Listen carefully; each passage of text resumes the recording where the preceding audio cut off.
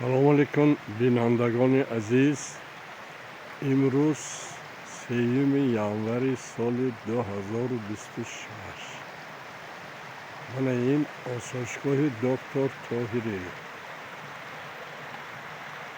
ببینید هر یک موسم فصل سال رنگ رو گرد و اطراف تغییر می‌یابد. من حاضر زمستان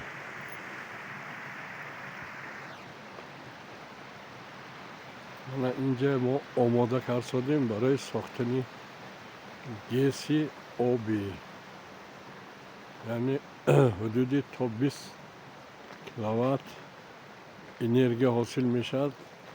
ما با فکرم از پرابلم برق آزاد میشویم. تمام سال آدم ها میتوانند آماده استراحت کنند، دم گیرند، سلامتیشون برقرار کنند. من این کوههای عثمان بوس ببینید، برف بالا یک طرف آفتاب، من آسمان صاف، کم کم ابرها. من این طرف دیگری درآمدگاه آسایشگاه.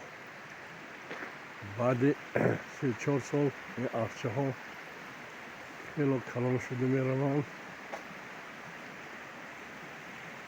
گرد و اطراف محیط باز هم زیباتر می شود.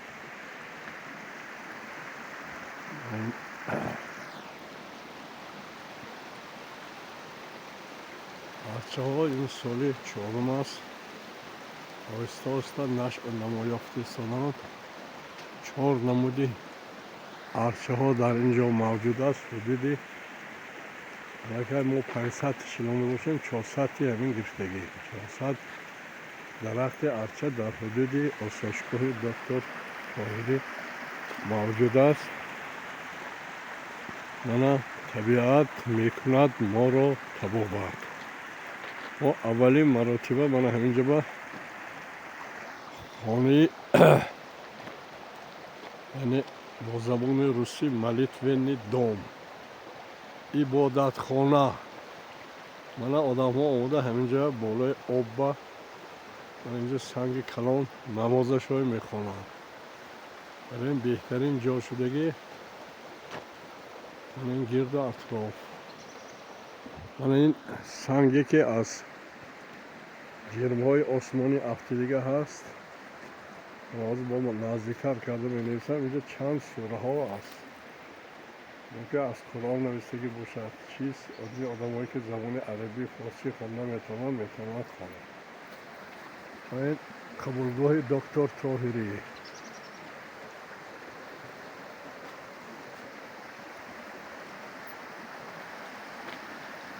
من آب ببینید خیلی صاف، آب روان،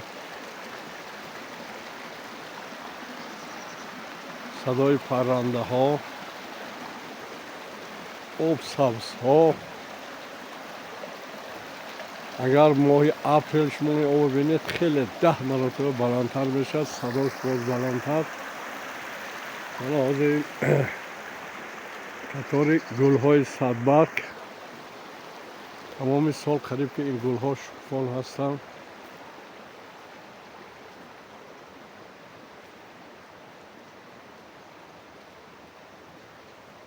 من در اینجا برنامه تا 100 سال عمری دراز دیدن پیشکش کرده شده که هر یک کس آموزد از پی سلامتی خودش شاید حتما 100-150 سال عمر دیدنش ممکن. دراز عمری در دست خود انسان، طبیعت، خدا. حساب میانی عمر انسان 100-150 سال است. لیکن کسی این را با مردم نآموزانده است و مردم میگن تقریبا چقدر خدا داد ما همون قدر چیزا میبینیم. خدا یا عصر وک میگود یا عصر عمر دادگی آدم. لیکن از سببی که مردم در باره سلامتی، تندرستی معلومات کافی ندارند، هر خیلی چیز آمیخته کرده میکنند، نادرست رفتار میکنند، معامله نادرست میکنند. همین سببگار بیماری های زیاد میشود. هر کسی که در آسایشگاه دکتر طاهری طول 10 روز کورس طبابتی هست، اگر استراحت کند، درس های آموزد، هیچ نبودگش 50% سلامتیش خودش برقرار میکند، عمری دراز میبیند. بار دیگر تکرار میکنم، دراز عمری در دست خود انسان. من این مختصر معلومات که امروز 3 ینوری سال 2026 سال اسب، من خواهشمندم که حوث طبیعت و طبابت و استراحت دارند.